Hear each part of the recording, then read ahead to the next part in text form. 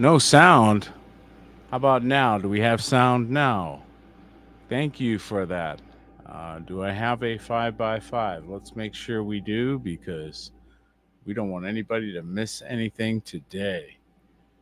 Let's just double check here. It looks like I do have sound. Tell me I've got a 5 by 5, somebody out there. And again, thank you for your patience. Those of you that know us know that if there's a problem, well, we keep on working until we get it solved. Okay. So thank you again for your patience, and I appreciate all of you who are consistent watchmen, those of you that are the Natsarim. That's what that means, and we are continuing to watch as we are commanded.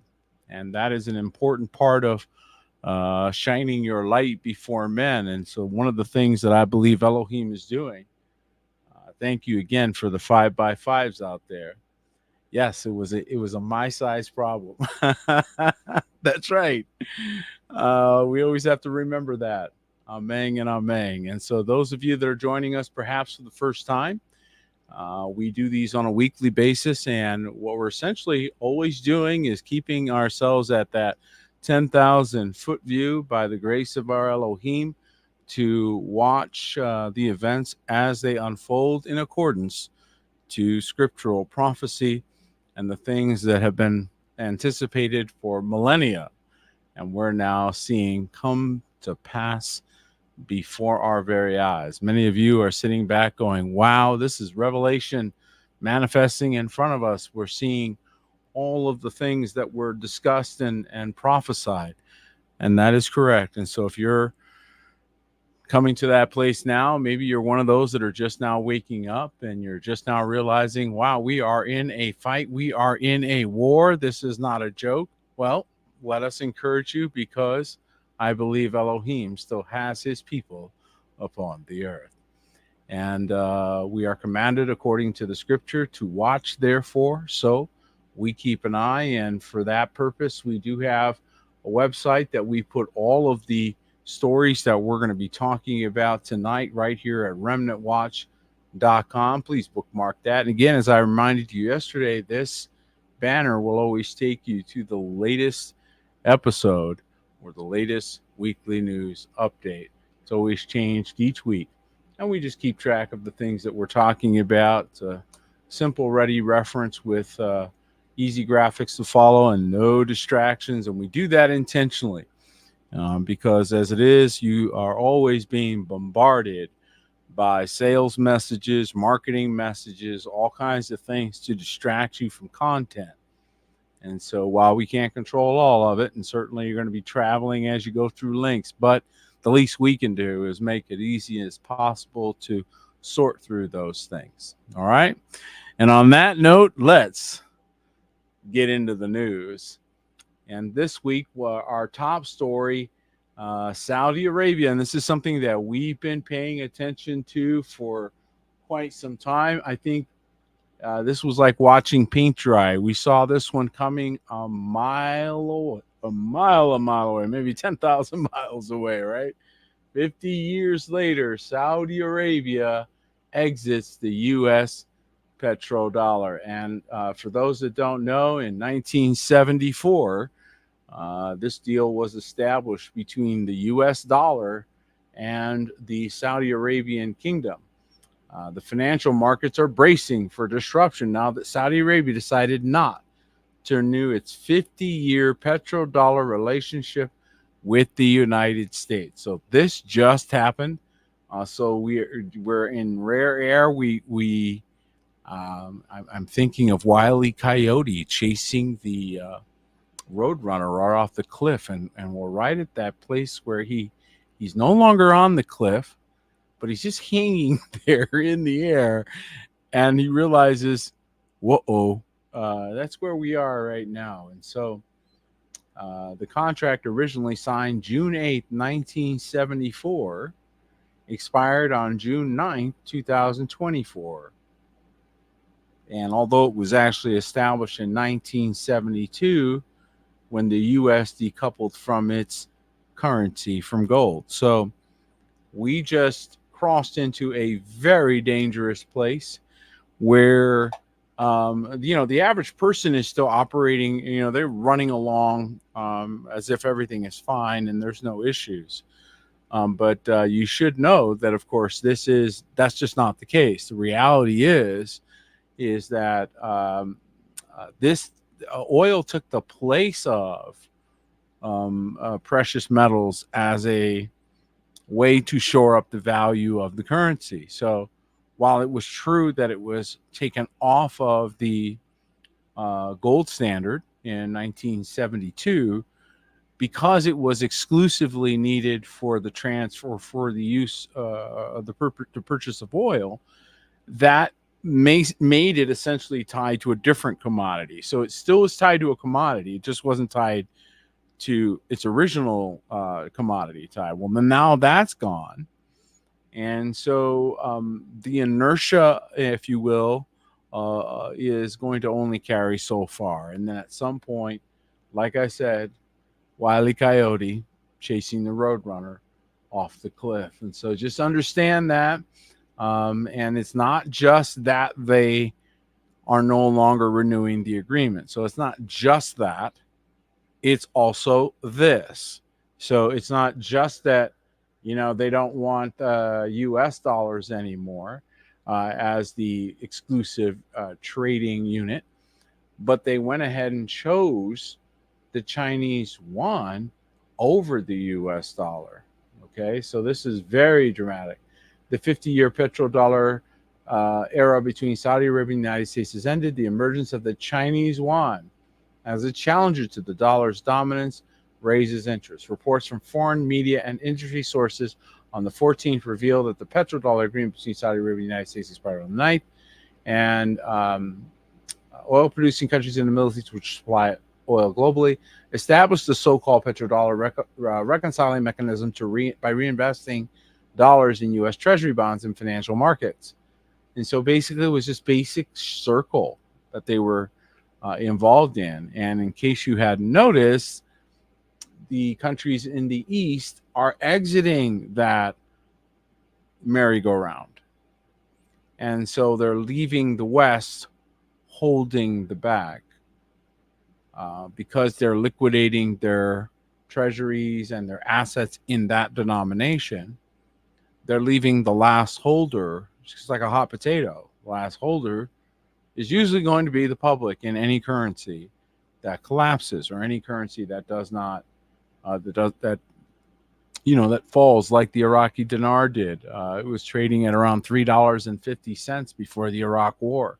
Now it's trading at 0.000 something of against the dollar, and so these things flip sometimes overnight, and entire countries can find themselves economically shifted from the top to the bottom pretty easily. And again, that was the case that we saw in the early 90s, in the case of Iraq. And so just understand that this is not without precedent.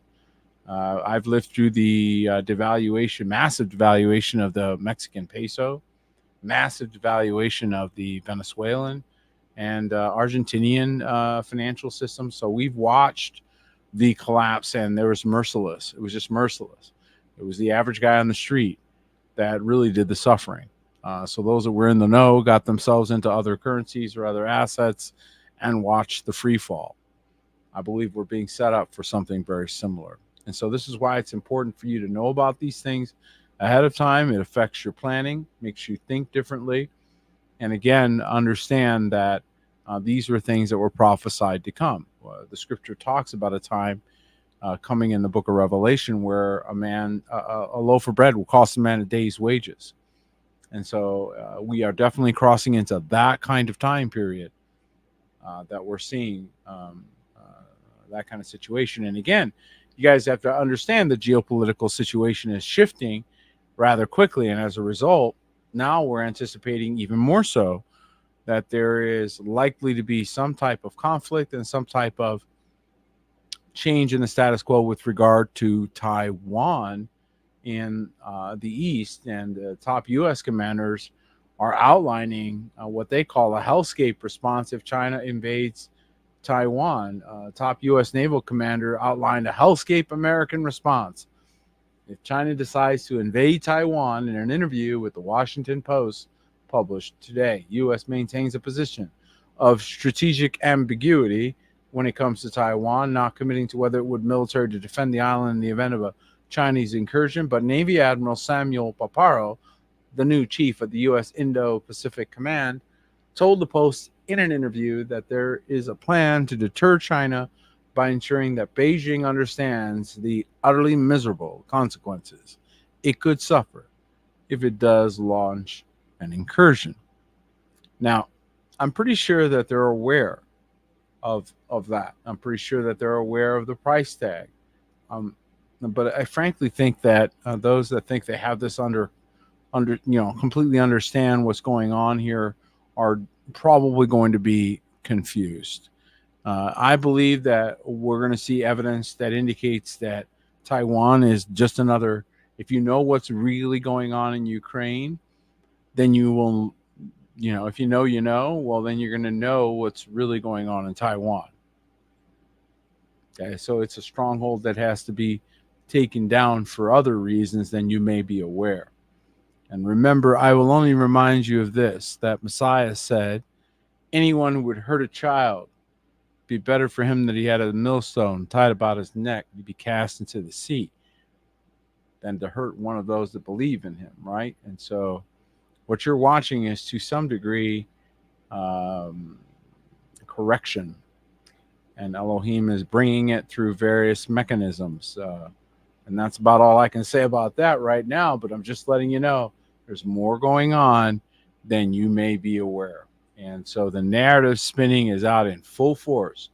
But know this, that Elohim is rousing up, just like he roused up Nebuchadnezzar. Remember how the scripture talks about he raised up Nebuchadnezzar basically to sack Jerusalem. He's raising up a coalition that's essentially taking care of the whore. So this is becoming ugly because this is the way it was always prophesied to be.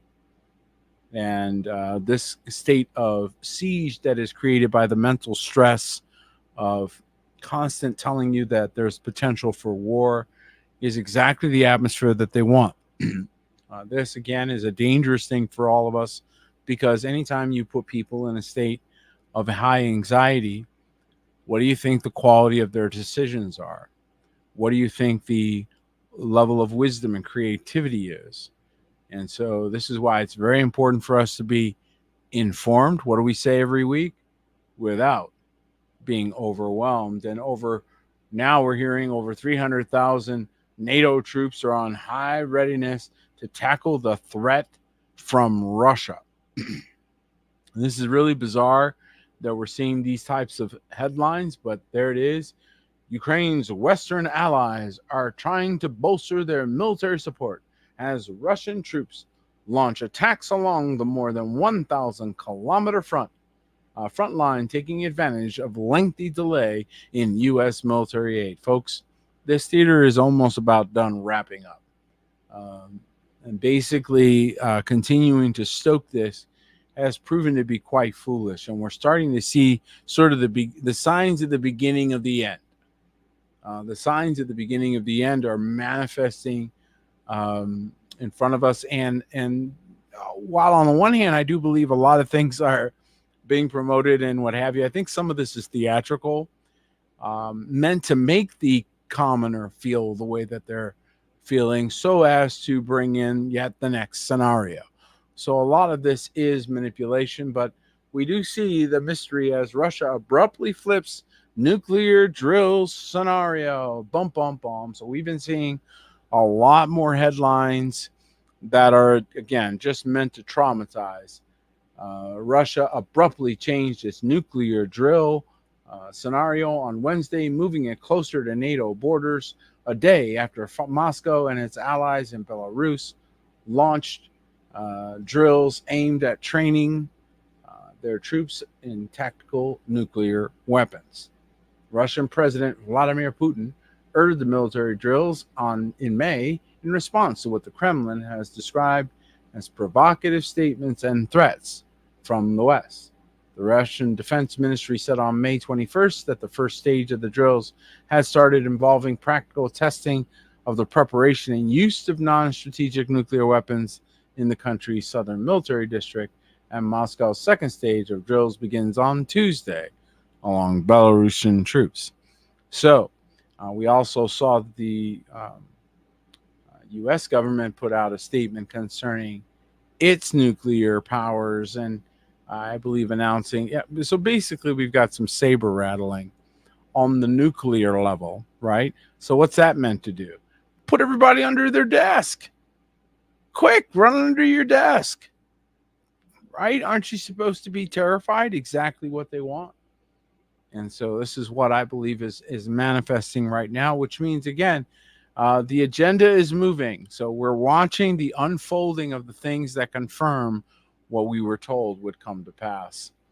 And now we're seeing, many of you may have heard about these headlines. I don't know if you saw this, but there's Russian warships and they're conducting Atlantic drills en route to Cuba.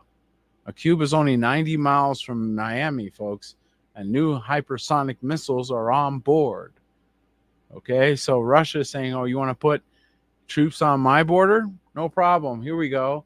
Russian warships conducted drills in the Atlantic, the military said Tuesday, as they were headed to visit Cuba, part of Moscow's effort to project power amid the tensions with the West over Ukraine. The Russian Defense Ministry said the Admiral Gorshkov frigate and the Kazan nuclear-powered submarine conducted the exercise that was intended to simulate a missile strike on a group of enemy ships. The ministry said the drills involved computer simulation of an attack on sea targets more than 600 kilometers away. And so, they're sort of like, it's kind of an interesting saber rattling type of thing, and so it's like, well, we're doing this. Well, then we're doing this. So, it's not funny, but it is kind of funny because it's silly. It makes me think of, I don't know, the schoolyard, and somebody's trying desperately to get a fight started, right? And so they're egging each other on, and well, I'm going to do this to you. Well, I'm going to do this to you, that kind of thing. And so some of it is really, truly nonsense. But nevertheless, lives are at stake, and potential for outbreak of war is ridiculously high, especially concerning the things that we've read and know. But we were told that wars and rumors of wars would be things that we would expect. Matthew chapter 24 and Mark chapter 13. And so none of these headlines, therefore, then surprise us, because not that we're not concerned, but we knew based on the scripture that these things were coming. In fact, we see this headline: Putin's fleet of warships in Cuba is a direct warning to Biden, experts are saying. So there's messaging in this posturing. Putin has threatened to arm America's adversarial neighbors. All right. A fleet of Russian warships entered Cuban waters on Wednesday as they prepare to hold military drills in the Caribbean. The deployment is likely a warning to President Biden after he gave approval for Ukrainian forces to strike some targets within Russia using U.S. weaponry, according to, we talked about this last week. And then, of course, the White House tried to walk it back, but Putin's not playing. Putin wants to be close to the U.S. homeland, as this time when the Russian-Ukraine crisis is on a high escalatory trajectory, given Biden's authorization to Ukraine. If something goes wrong and Ukraine strikes critical targets in Russia, close to major cities, the Russian military can enable the Cubans to strike targets, look at this, guys, inside the U.S. or strike U.S. interests. So those that wanted to get a major conflagration going are continuing their effort apace. They are continuing apace, as they used to say. And so the mindset and the articles are changing. The narrative is changing. You're starting to see things that are much more aggressive. The statements are much more aggressive. Russians told to mobilize to inflict maximum harm on West in response to sanctions. And so we're waiting to see just how far they're willing to take that, right? So on June 13th, one of the Russians' top security officials called on Thursday for Russians to mobilize to inflict what he called maximum harm on Western societies and infrastructure as payback for increasingly tough sanctions being imposed on Moscow by the U.S. and its allies. So, that is not a good sign. That means that we're going to start to see more and more uh, potential threats. In fact, I'm going to share one with you here. But before we get there, again, they don't stop these narratives, and so whenever we see a narrative being spun, we know what it's for. It's for the sake of those they're trying to get in a certain mental state. U.S. nuclear-powered submarine arrives in Guantanamo Bay a day after Russian Navy docks in Havana. Ooh, that's really scary. Submarines are scary. The USS Helena, a fast attack nuclear submarine, surfaced in Guantanamo Bay a day after Russian naval forces arrived in Havana. So, here we go. We're playing chess, guys. We're going to move a sub right there, right next to you, because, that's the way it's going to be. And they're, again, the kind of verbiage that we're seeing now.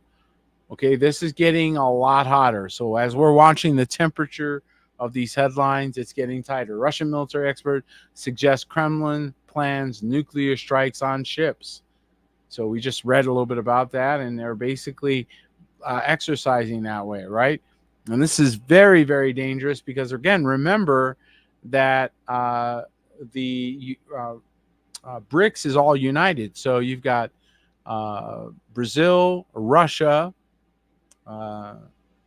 India, China, and South Africa. So India, China, and Russia are in that block together. That's a huge number. Now you got to remember, we're talking not only the conflict in Eastern Europe, but now you're talking about basically extending that conflict both to the Taiwan, Southeast Asian Straits, if you will, South China Sea, but also the Caribbean Sea. Are you guys seeing this? So these are setups going on all around us, and incredibly dangerous moment in that regard. This is why it's all the more reason for us to be in the place that Elohim has called us to be. And what do we know? Every single time there's, attention being drawn away. Yeah, my bishop to your queen. Exactly. There's all kinds of attention going. Well, what happens? Well, North Korea never likes to be left out. Okay. We notice one thing. We know that North Korea always has to pipe up. Me too. Okay. So this doesn't surprise me. Major North Korean state-run organizations are reportedly holding mandatory lectures on the importance of nuclear weapons and a national focus on self-defense in the face of aggression from the U.S. and South Korea. And so they're going to continue to stay in the news. Once again, narrative seeding, dropping these things in that, it's almost over the top the way that I'm seeing these headlines are continuing the same narrative. And so whenever that's happening, whenever you see a push like that, you step back, and we like I said, like to take that 10,000 foot view. And so we're going, methinks thou doth protest too much. So it's a little bit too much of that. And it's, again, egregious to push the people into a certain thinking process. How many know that we've seen that, where you're bombarded with messages such that the guy on the street's like, what's the matter with you? Haven't you heard? Don't you know? Put 3 on. You know exactly what I'm talking about, right? And everybody's in on it. And you're like, what are you talking about? Because they're all watching the same programming. They're all getting the same messaging repeated or droned into them. Okay. So that's why we watch that stuff, so that you guys know what they're telling, everybody, and you can plan accordingly, right? Because as the scripture says, the wise see trouble afar off and hide themselves, but the fools rush in and they are destroyed. And these kinds of warnings don't help. So when we see things like this coming from a president of a country, we have no choice but to take note. When the presidents of countries like Serbia, we will have world war within 3 to 4 months. just said this during an interview. Alexander Vucic, the president of Serbia, we gave a television interview, excuse me, on Hal Turner Radio, where he states plainly we will have world war within 3 to 4 months. Maybe sooner. Clips from that interview appear below. And he went on to say that his people are being told to check their flour, sugar, and food supplies and prepare. Wow. Okay, he outlines very clearly what is at stake for the collective West as it relates to the ongoing Ukraine-Russia conflict. And so we're seeing this is coming to a bit of a crescendo. So you guys ever go to 4th of July fireworks, and you notice they start with sort of mundane, sort of get you going fireworks, and then it starts to pick up the pace. Yeah. Okay. And we're in an election year. It's getting interesting out there, folks. All right. And speaking of war and conflict, we did hear about a peace initiative, or at least some effort to pause. I saw the word pause the conflict in the Middle East between Israel and the Palestinian Hamas group in Gaza. But now it looks like, remember we talked about this months ago. We were like, why is Israel trying to also start a fight right now? Right now, why are they starting a fight with Hezbollah to their north? Remember that northern border conflict? And we're going, why are they trying to pick two fights at the same time? Well, as they're sort of winding down the Gaza conflict, right on cue, Hezbollah is a bigger challenge than Hamas to Israel, a crown jewel in the Iranian empire of terror, according to Fox News. The tale of tape between the terrorist movement Hezbollah and Hamas. So now, with Israel on the verge of a third full-blown war against Hezbollah because of the Lebanese organization's constant firing of deadly missiles, drones, and rockets, the differences and similarities between Hezbollah and Hamas are now under the microscope. And the Islamic Republic of Iran finances the Middle East terror movements. At least that's what we're always told. Hamas and Hezbollah, who have declared war on Israel and who are also responsible for committing numerous terrorist attacks against American civilians and military service personnel. And again, because of the way that stories are framed, we never know what is actually the case. But this is, again, the narrative that we're seeing. So we just go by what the narrative says. It's because that's what they believe, right? So it doesn't even matter what the truth is. It matters what they believe. And that is then therefore fueling their choices. So it could be completely false. Doesn't matter. If they all think that this is the case, they're going to behave accordingly. Okay? Think Salem witch trials. Right. So this stuff's getting hot. The northern border conflict is very different. They have been doing some serious damage. I've seen footage of them hitting barracks and other military installations with serious effects. So unlike the rockets that you see from Gaza, which blow up in the sky, or even if they don't get blown up in the sky, they aren't doing much. That's not the case with Hezbollah. When those come over, they seem to be doing considerably more damage, and it does appear to be a more serious conflict. So there is that now bursting in the Middle East.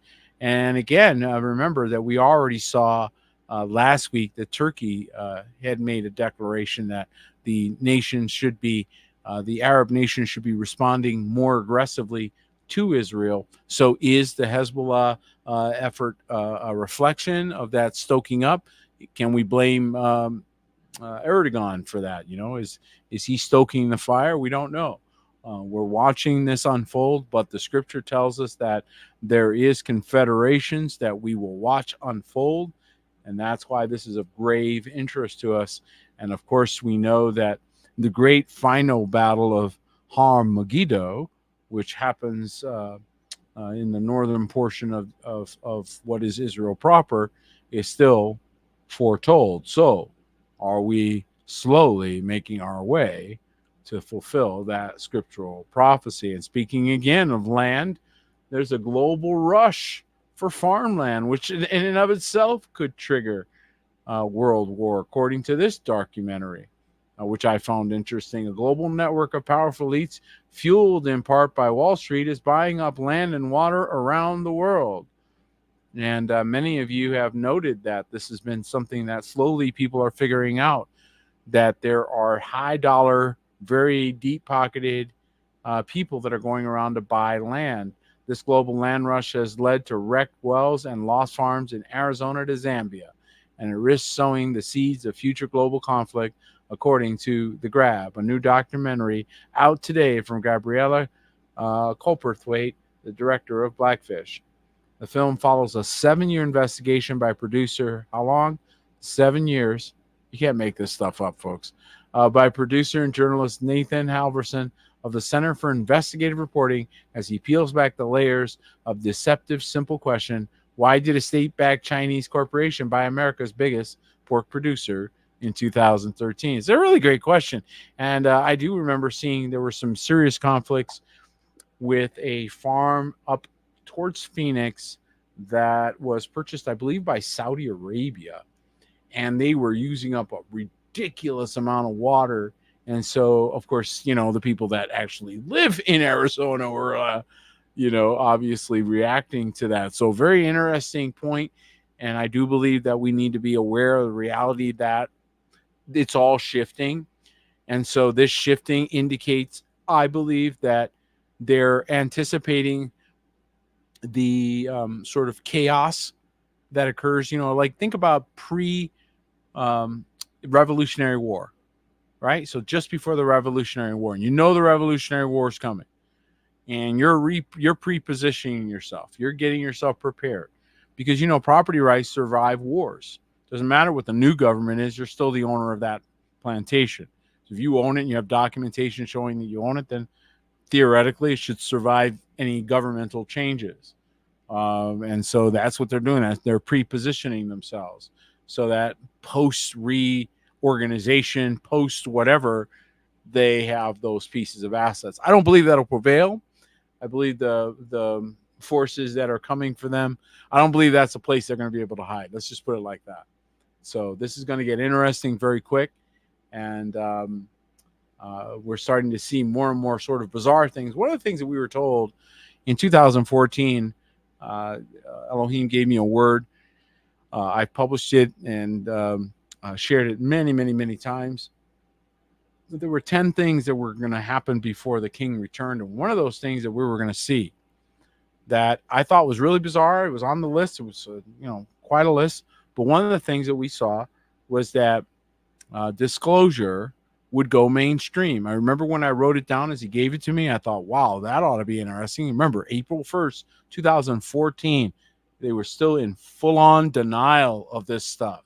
Well, take a look at this. The Pentagon officials reveal tantalizing 7-minute encounter with glowing blue UFO. Why are they suddenly trying to talk? This is constantly in the news, and it's constantly being talked about. It's what they're calling soft disclosure.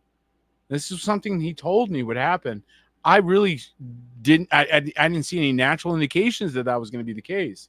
And sure enough, what he shared with me, what he spoke to me, was 100% accurate. Meant to encourage us as we walk. U.S. Department of Defense contractors' tantalizing encounter with a giant glowing UFO has sparked 10 years of research and 2 patents inspired by this encounter, which incidentally, it's been 10 years since I got that word. 3 witnesses, including that Pentagon engineer, report that they captured electronic evidence of a barbell UFO half the length of a football field that glowing in eerie indigo blue. The craft, they said, flew silently over an old logging road in southwestern Ontario, Canada on August 28, 2013, near where the trio had camped for their hunting trip. So here's what they're describing. And of course, now you're going to see more and more of this stuff is coming out. We're seeing more news stories, more documentaries, more videos. It's just basically awakening the population. And I do believe in part because there's a grand deception being cooked up. And so some of you are awake to that. I'd love to see your comments in the below regarding that. But I do believe we're headed towards some deceptions and manipulations meant to once again take the masses into full-on strong delusion. And so we're seeing more and more things that are happening, and we're talking about this narrative with regard to the East versus West. This story got kind of out of place here. My apologies. This also feeds into that narrative thinking. So very serious situation. 6 Russian nationals with ISIS ties. Again, we don't know that, but that's the headline. Are arrested in New York City, Philly, and LA. So, wow, that's both sides of the country, with one source fearing that they were plotting a, quote, Boston Marathon bombing type attack. Don't know, because they thwarted it. 6 Russian nationals with potential ties to ISIS have been arrested in New York, Philadelphia, and Los Angeles in a coordinated sting by law enforcement. And 2 ICE officials have told the New York Post that they arrested the suspected terrorist affiliates last week after the FBI raised the alarm. The suspects are originally from Tajikistan, and they also have Russian citizenship, according to the Post.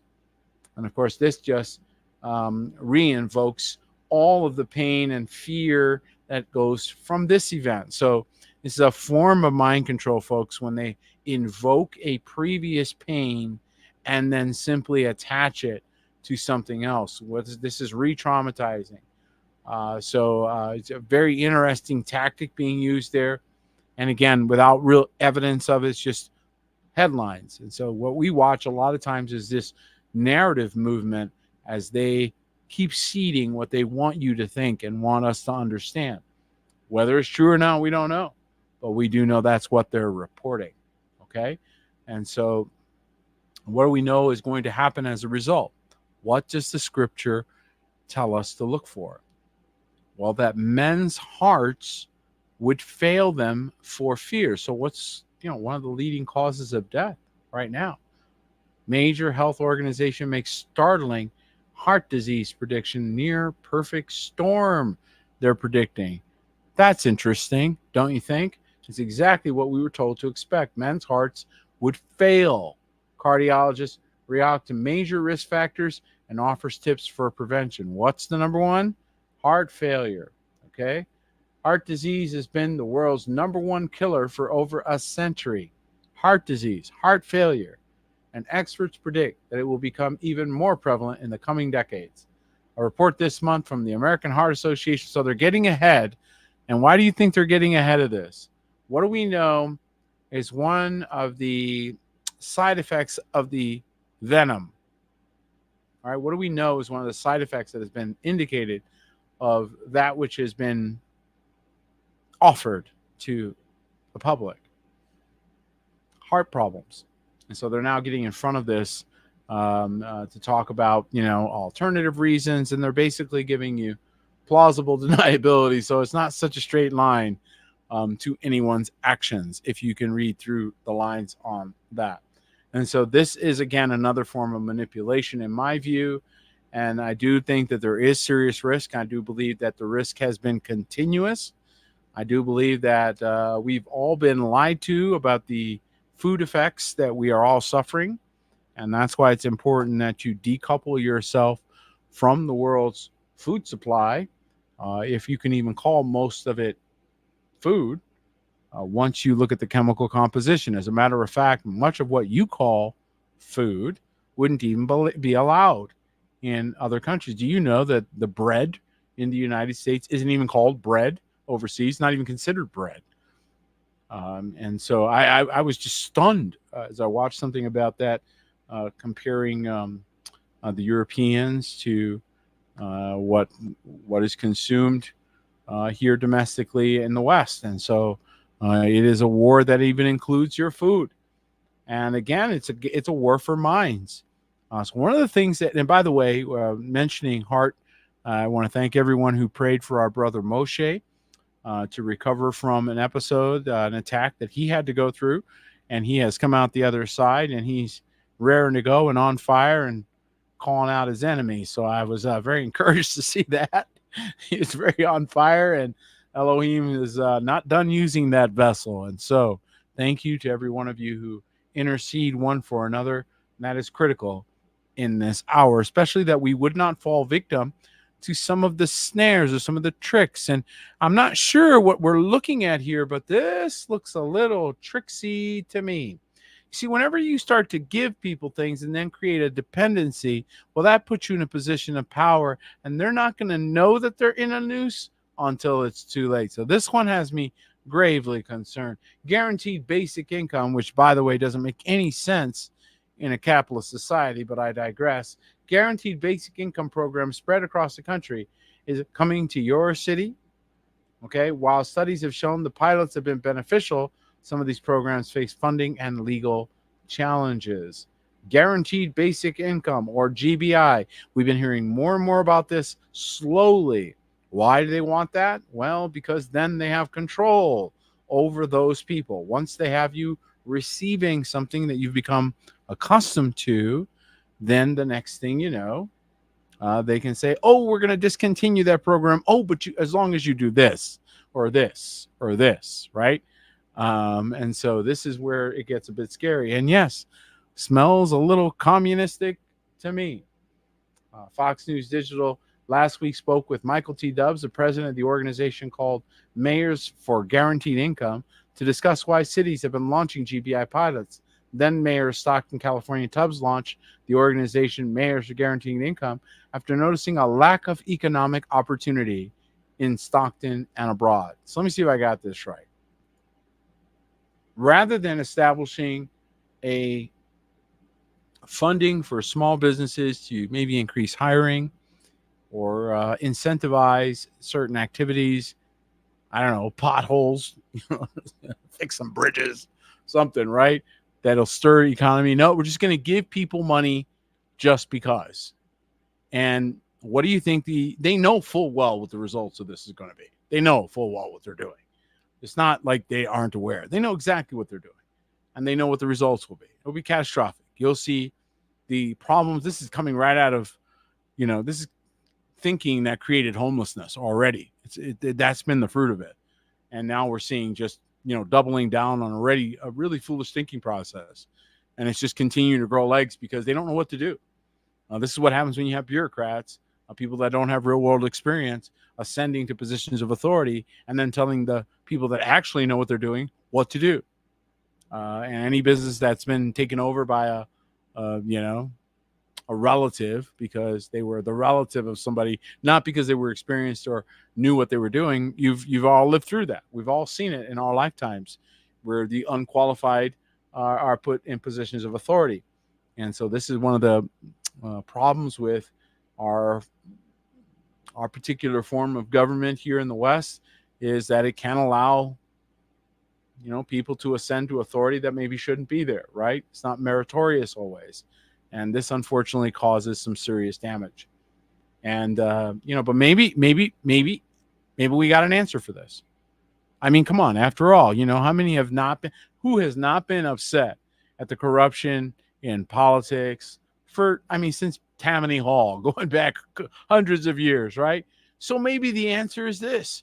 Maybe what we really need is an AI candidate. What do you think, guys? An AI candidate is running for parliament in the UK, says AI can humanize politics. Maybe the answer is the computer. Maybe the computer should become the new senator or the parliament, right? Voters can talk. The same. Is this the same AI that was deceptive 99.17%? Remember last week we looked at that? They're finding deception in the AI like 99% of the time or whatever. But so, hey, of course, they're gravitating to politics. What a shock. Who's surprised? Anybody? Voters can talk to AI Steve, whose name will be on the ballot for the UK's general election next month, to ask policy questions or raise concerns. Are you kidding me?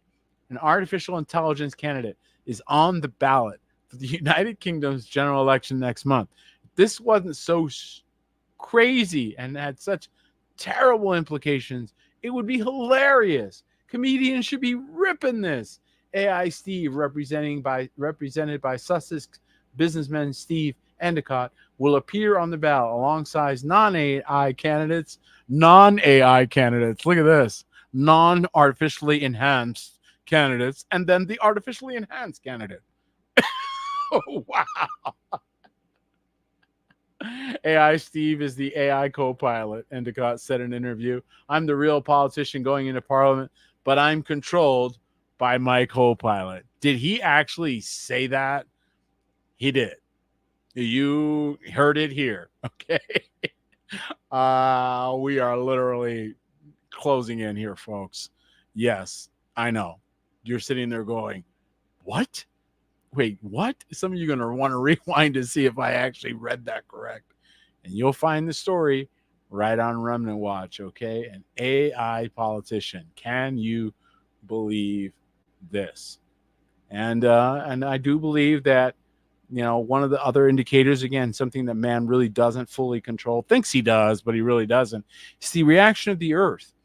And this is very serious, folks. This is where lives get really lost.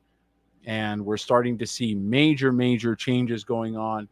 And we warned about this. We warned that we were seeing the narrative shift. Remember that we were told, oh, prepare for one of the worst hurricane seasons. And so sure enough, here's what we're starting to see. Extremely rare tropical system could form off Florida's Atlantic coast this midweek. Now remember, Miami's still underwater. They got hit by major flooding. So this is just not good information for Florida. Data this weekend indicates a low potential for a tropical depression or storm to form and track due west on the east coast of Florida or southwest Georgia by late Wednesday or on Thursday. Such an event would be extremely rare for June, said Fox 35 storm team. So this is early, and but this is a foreboding, I believe, of things to come. Historically, only 3 storms have made landfall from the east in June. He added the most recent was Tropical Storm Danny in 2021, which hit South Carolina. So once again, I do think it's good that people in the coastal areas really pay attention to these things, because if Elohim is telling you to get away from that, that's wisdom, right? So you don't want to fight that. And I do believe that we're seeing on both coasts. So that's the East Coast, and the potential for damage and disastrous storms, I do believe is high. They don't warn, and they don't place these things in the narrative unless they're using it as cover, right? So they're letting you know as a form of, hey, we told you. Oh, boss, this is just what we told you. Gosh, we warned you guys, huh? Oh, man, that's terrible, right?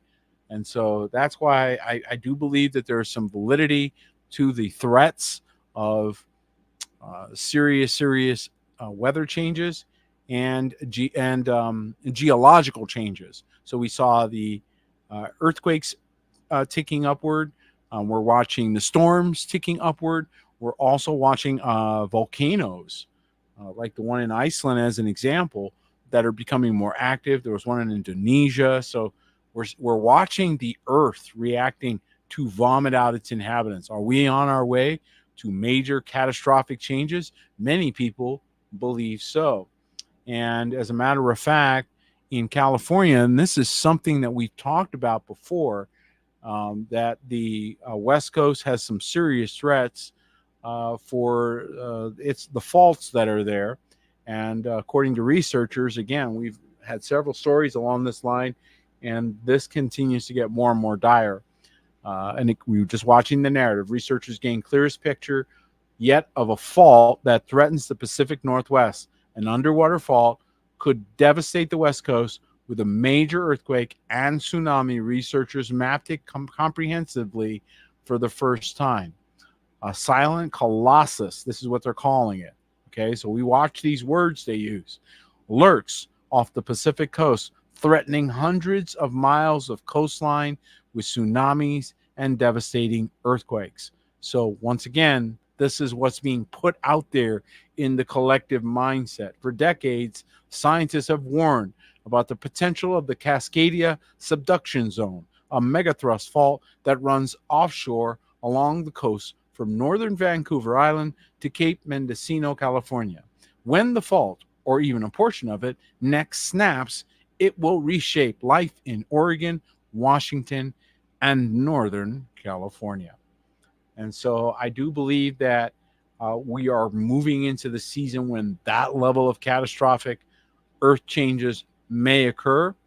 And all the more reason for all of you, wise and humble people, to listen with great sobriety to the Ruach of Elohim and move when he tells you to move if you are in harm's way.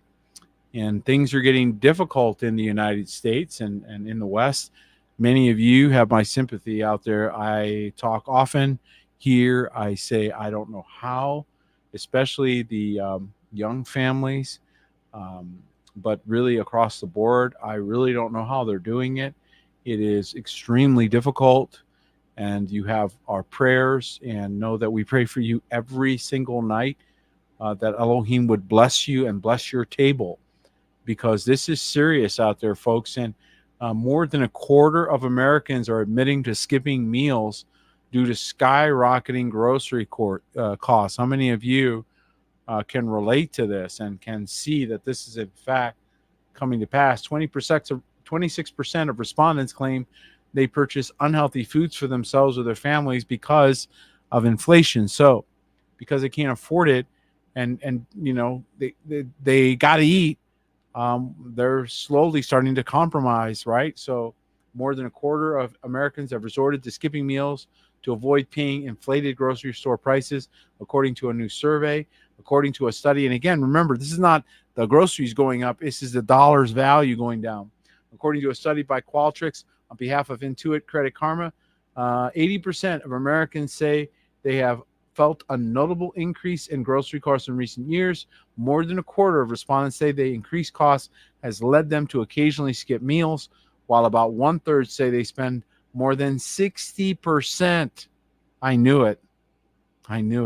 60% of their monthly income on mandatory expenses such as food, utilities, and rent. I mean, they're doing everything they can just to endure this time period, and it's about to get worse. So that was before the dollar was decoupled from Saudi Arabian oil. That's before. I just let that sink in. So what will the next 3 months, the next 6 months, the next 9 months, the next year, 2 years bring without major change, major adjustment? So that's why it's important that we use wisdom in this hour. Speaking of that flooding, here's the story on a South Florida residents told to steer clear of life-threatening flooding as they had serious issues down there. Torrential rains pounded South Florida on Wednesday as officials warned residents to steer clear of the life-threatening flooding in some of the state's most populous regions. And of course, Miami was just hit really hard. We see that. We also saw it hit the Naples area. And so the downpour is complicating air travel in and out of the region. Fort Lauderdale Hollywood International Airport told would-be travelers that its entrances and exits were flooded. So this is definitely a serious issue. As of Wednesday evening, 284 flights out of or into that airport have been canceled. And so again, major disruption that occurred down in southern Florida. And it looks like, again, according to their forecast, more is on its way. So I do believe Florida, unfortunately, because of its aging population, which represents a big, giant block of liabilities, is under threat. So again, continue to pray for those in Florida, especially the remnant there, for their protection. And again, some of these things that we may be facing are not always natural. Biden's EPA rules will cause blackouts for millions of Americans, study warns. President Joe Biden's aggressive climate regulations targeting fossil fuel-fired power plants will create widespread electric grid instability. So on top of everything else, we're adding this to the mix. Talk about a perfect storm, folks. And we've warned about this so many times. I'm not even going to spend a lot of time on this because we know that this has just been a constant effort to drop this narrative. And then those of you that are wondering if it's a little warmer than normal out there, you're not wrong. A powerful heat dome is just one of the extreme weather hazards coming next week. So if you think it was bad before, well, it's about to get worse. Summer technically starts next week, and it will show the U.S. what it's capable of in a world warming due to, of course, they're going to tell you it's fossil fuels. Prolonged record-breaking heat is on the way. And so we're going to see serious stress put on the grid. Okay, so the grid that they just told us is shaking is going to start to shake a little bit more. And as we're concluding here tonight, one of the things that we're seeing out there, and again, we keep an eye on this. This is not something we gloat over. It is indicating that the stars are falling from the heavens. And you guys are seeing this is really heartbreaking, but nevertheless, remember that those things that were hidden would be revealed, right? So we're starting to see more and more moral failures, serious leadership failures, and it's that kind of thing that is very demoralizing. Pastor Robert Morris confessed to a moral failure after a woman claims she began molesting her. Oh my goodness, right? Okay, so we're just going to leave that right there. And we're talking about a very, very large group here. Look at that, 100,000 worshipers weekly. Okay, look at that. Isn't that sad? And so a lot of stars are falling from the heavens. And if you don't think that's it's not an isolated case, folks. It continues. Here we see again, must have been the week for it. Pastor Tony Evans, same thing. Steps away from Oak Cliff Bible Fellowship leadership due to sin. So again, this is an 11,000 member Oak Cliff Bible Fellowship. A lot of people are familiar with Tony Evans and his work out there in Oak Cliff Bible Fellowship Church in Dallas, Texas. And he's stepping away from his pastoral duties. So again, the heat is on. That which is secret is being revealed. Difficult time period, not a time to be compromising. This is the time period for us to be sober and vigilant. And we're seeing, again, more and more of the demonic. I got an update on a story we talked about last week, but this is really sad. I couldn't believe this when I saw this headline. Boy 8 is fighting for his life after being shot in the head by a rampaging gunman at a popular water park. This was in Michigan, left 8 injured. And of course, he took his own life. So an 8-year-old boy is fighting for his life for being shot in the head by a rampaging gunman in a family splash pad, as 7 others were also gunned down. The violent attack took place in Rochester Hills, Michigan, around 5 p.m. Saturday. When? What day? What did I tell you guys about Shabbats? Okay, happens a lot. After the shooter fired 28 rounds from a handgun in a seemingly random attack, peppering women and children at the Brooksdale Plaza splash pad outside Detroit. Guys, nobody goes into a place like that, starts shooting everybody up without some demonic help, and then takes their own life. That person himself is a victim of the demon that jumped inside his body. And so again, when you're starting to see these kinds of things manifesting in the news, and you're seeing reports of it, it's not just people. You're not wrestling against flesh and blood, but against principalities and powers, spiritual wickedness in high places. And so we're seeing these wicked things. In fact, remember this story last week, guys? A woman allegedly stabs a 3-year-old boy to death in a random attack at a grocery store parking lot. Remember that? Okay, that was pretty sad. And then, of course, they arrested this person, this monster, who stabbed the toddler to death, and she's accused of killing a 3-year-old boy. And of course, she's just, I don't know if you can tell, but that is the face that the demonic will give you, because they know they're going to hell, and they're going to take that young lady down with them. They know where they're going. They know that they have failed. And this is why it's all the more reason why we need to be sober and vigilant in this hour. Look at this innocent poor child. This is just so sad to see, these kinds of things. But again, folks, we were warned, and this is the fruit of so many things that cross the winds of evil which blow in this nation. And so, all the more reason for us to be a sober and vigilant people, to be praying and interceding for those whom Elohim places on your heart. I know that it's a difficult moment, and I realize that it is hard to be in an environment like we're in, where we're able to see so much wickedness and so many compromises.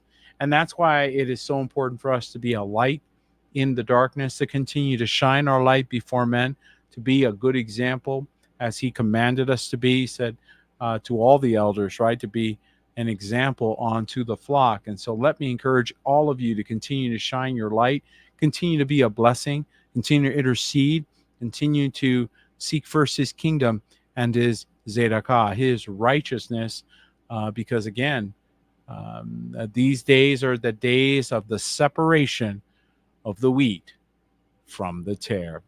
Well, that's our report for tonight. I pray that it has been an encouragement and a blessing to you. Thank you again for joining us. Please do like and subscribe if you haven't, and check if you're supposed to be subscribed. Make sure, because we've got funny business going on. So just double check just to make sure that you're subscribed, and with bells on, click the bell for the notifications so that you know when we're putting another report out. Well, thanks again for joining us. May Elohim bless each and every one of you. Good night.